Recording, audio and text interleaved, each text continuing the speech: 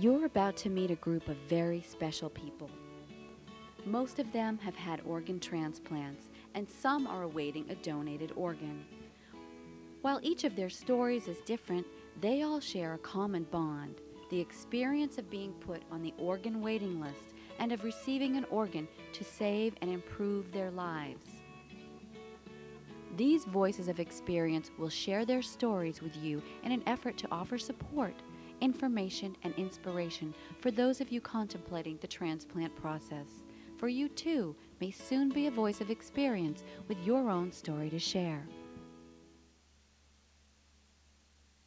When I first found out how ill I was and given that diagnosis, I mean, I thought my life was over. I mean, it was terrible. I had no strength, I had no energy, and I basically didn't care. All I wanted to do was sleep. Didn't feel like I was a person, just kind of hanging in there and existing. I always felt like, do they know that I have a liver disease? Can they see? Can they see that I'm yellow? The dialysis experience was probably the least pleasant couple of years of my life. It can be bothersome, it can be annoying, but at the same time, it becomes a ritual because there isn't any other option. So you just accept it and go. A special diet comes with dialysis also. So I can't eat most of my favorite foods. It was not scary. I mean, I felt comfortable with it. I learned to live with that for 6 months. But it was a treatment that it would take a toll in my body. So it was tough going. Once I got on the list, things got better, and I had a different emotional state. The most difficult time of this whole process, it is the waiting. They took me to the transplant team. I met everybody, and they explained everything to me. They explained to me what's going to happen while I'm waiting for a transplant, what's going to happen while I'm having the transplant, and they explained to me how my life is going to be after the transplant. I knew I was on the waiting list, and I knew I just had to wait for that call. Every time the phone rang, my heart jumped down my throat. We went to the hospital. We get there, and they prepped me for surgery. And I was in gown, ready to go, when they walked in and said the organ has to be given up to someone who's in dire need. I mean, you feel like you've been cheated.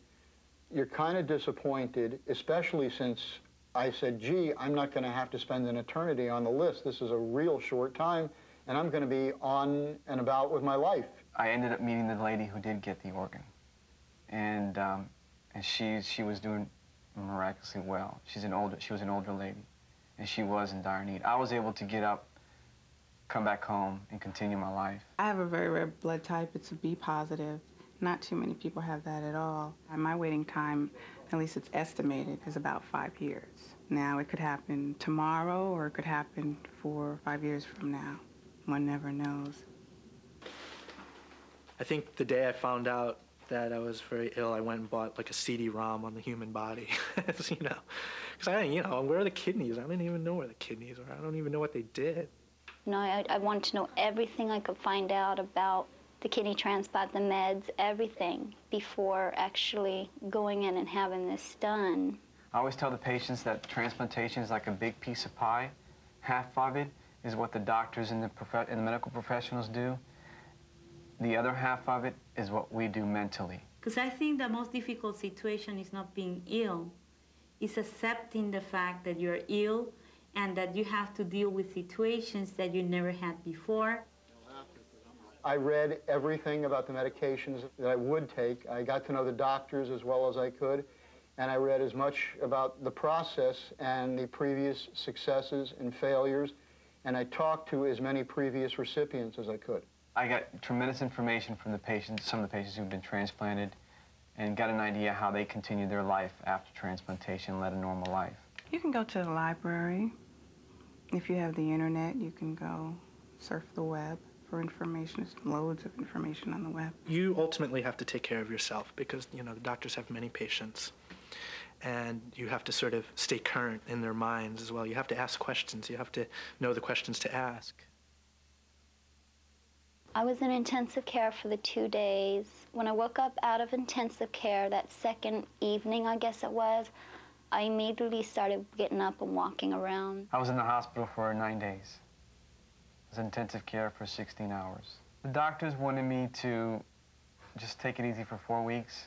I felt great after 3. I was back to work after 4 weeks. Within 2 weeks, I was back in my home. Within a month, I was taking classes at the university. I was taking 5 classes, and I was very busy. I eat anything I want. I do anything I want. I'm in student government. I play varsity water polo. I'm a varsity cheerleader. You know, I've been around the world twice since the operation, you know. I've done enormous amounts of traveling. I work very hard. My big fear at first was I was going to start doing things that this person did. You know, you hear people who get heart transplants start picking up traits that this person did. It's not like that at all. It's not the person who gave you your organ liked chicken, so now you like chicken. It's not like that at all. You're exactly the same. You're just healthier. The transplant for me has just turned it around completely. I can do anything I want, and I'm all there. I'm 100% complete now. It works incredibly. I mean, to me, it's like the lights in the telephone. You turn them on and they work. Definitely normal. Or as normal as you can get. Honestly, I don't fear rejection. In the back of my mind, I know it's possible, but I try to think very positively about it. So the way I see it is, you just have to have faith that it's going to work. I didn't have any rejection problems. Since the beginning, it went well. Of all the things that can possibly go wrong, from my experience and from the doctor's own lips, rejection is the easiest thing to handle. And there are many physical signs that indicate there's a rejection occurring. Certainly for liver transplant patients, fatigue is one. Not that we're tired because we had a long day, that means we're rejecting, but that's where common sense comes into play. And that's why you need to learn your body, you need to learn when this is occurring. Because you're, in the long run, you're your best doctor. So I started to reject my organ. My body recognized my organ as a foreign object. They put me in the hospital, flipped my medications, and everything worked out fine. In my case, it was a sort of a pervasive mild rejection, but they know how to treat pervasive mild rejections, the doctors, so they did, and it worked. I fear that rejection might happen, but I'm not scared, about anything about it. I just don't want it to happen. I wasn't particularly scared when they told me that I had a rejection. For some reason, by that time, I had developed so much trust and so much confidence in the university and the system and the people that I believed they could do anything. And I still do. It still scares me to this day that I'm going to end up in a dialysis clinic waiting, you know? I mean, it really does. I mean, that fear I don't think goes away for anybody who's had a transplant. You know, I mean, 2 times a day you take your medicine. When you think about compliance, it's really, should I take my medication, should I not take my medication? And basically what you're saying is, do I want to live or do I want to die? Definitely the most important thing of taking care of my organ was to make sure that I was taking the medicine on time. Any faltering, you're back where you started, and then the process starts all over, and it takes longer to get where you want to go. And I've already lost some time, so, you know, I will be very rigid. I will be a good girl. Rejection, infection, there's dozens of things that can happen for making that one bad decision of not to take your medicine. If I have to take them for the rest of my life, it's not a problem, because without them, the rest of my life might have been last Wednesday. My biggest fear was the medicines, side effects, how I'd be on them, how I'd feel, how I'd look. I was on anti-rejection medicine that I did real well with to begin with, and I guess about into the 2nd month of my transplant, I started having complications with it. I gained weight. My face became puffy, hair growth in my body, and I also had gingivitis in my gums. Across here, where, you know, for a mustache, I started getting a little beard right in here, all down my neck, my back. Well, it looked a little like Groucho Marx. I did. And that was hard to take. You know, you look at yourself in the mirror, you've just gone through this medical crisis, and you don't look the same anymore, you know? And that was difficult. That was very difficult to take. I was shaving my legs every 2 days. You know, I was on the old anti-rejection. The new one, you know, it's gone. You know, it's not there anymore. And I have been remarkably lucky in the fact that I have suffered almost no side effects from any of the medication. The steroids, initially in the high doses, are very hard to take. They really sort of, it was a bit of an emotional roller coaster. Right after my transplant, I was in incredible doses. I looked kind of like a pregnant 3-year-old because I was retaining so much water. I got off steroids about 5 years ago. I was looking for other medicines. They called me up that there were these new medicines that definitely would take some of my side effects, like gingivitis. From switching from the medicine I was initially on to the new medicine, I saw a change fairly quickly. The physical side effects went away. If I had known there was a choice in medication, I could have made my own sort of informed decision regarding it. I guess it would come down to weighing the side effects, really. I don't have gingivitis anymore. Physically, facial hair has gone almost completely. I'm actually on a very low dose of immunosuppression. I take 1 milligram a day, which is practically nothing. Most of the people that are getting the kidney transplant now will be getting these new medicines, and I was very happy that I made the decision that I would switch medicines. And now it's a breeze. I just pop them in my mouth and I'm done, you know, and then I don't have to take them again till later that night.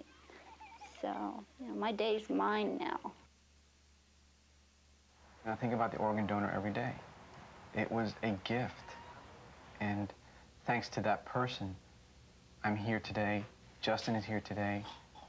I tell God to please give their family the strength to continue without that person, because I know my donor was a young person.